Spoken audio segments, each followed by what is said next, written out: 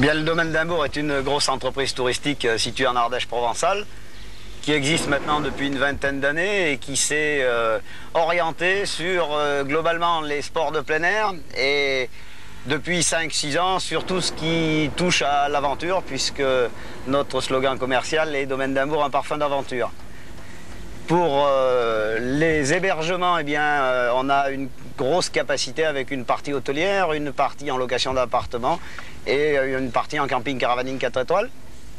Pour ce qui est des loisirs, eh bien, on trouve une palette de possibilités d'activités sur le site ou à l'extérieur du site grâce à des partenaires professionnels qui vont du souterrain à l'aérien en passant par une quarantaine d'activités. Aussi bien le canoë, la spélogie, le canyoning, le VTT et puis les sports mécaniques, le 4x4 et la moto sur terre.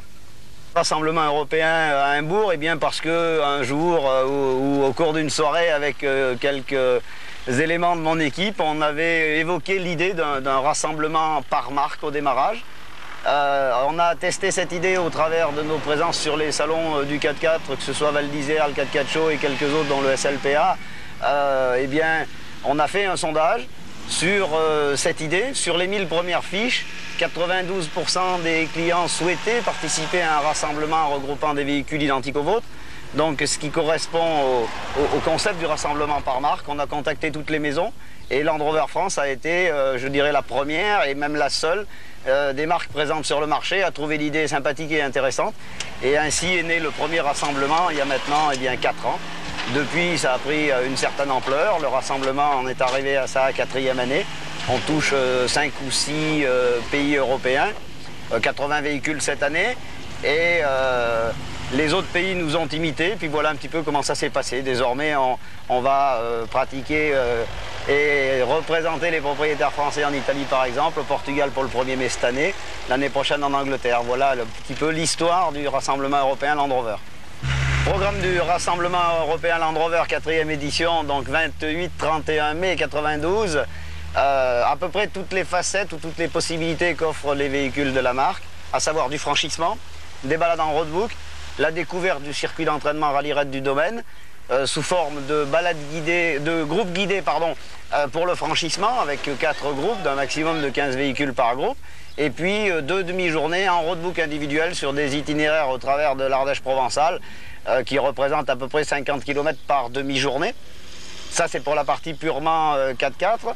La partie, je dirais, petit côté compétition amicale, pour se faire plaisir, eh bien, un trial qui a commencé le vendredi soir et qui se terminera le dimanche matin.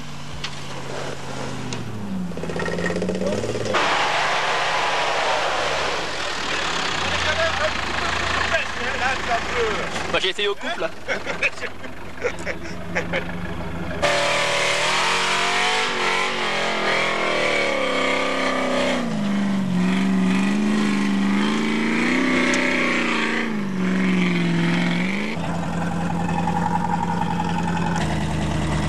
Une grande balade guidée pour que ceux qui sont venus de loin et qui découvrent l'Ardèche puissent découvrir le pont d'Arc et les gorges. Et puis les tentatives du défi pour ceux qui pratiquent le 4x4 d'une manière un petit peu plus hard, si je puis dire, avec là aussi une habitude du rassemblement qui est le défi du domaine d'Imbourg, qui va peut-être tomber après 3 années d'invincibilité.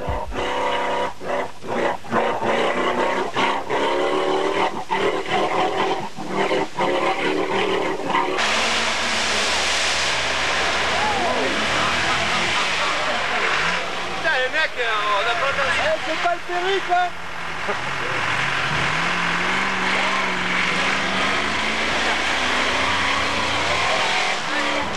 Il est presque arrivé là. Et tiens, il va être tout bronzé autrement. Alors toi, c'est... Poirier.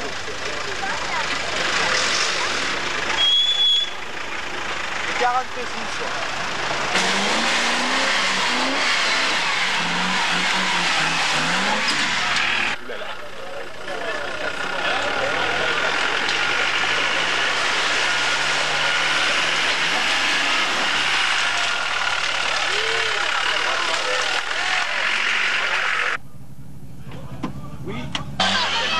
Le samedi soir avec un challenge de quad qui est devenu une institution, je dirais, du rassemblement. Les participants ayant la possibilité dans leur engagement de découvrir l'activité et de faire une compétition donc sous forme d'un challenge éliminatoire en quad.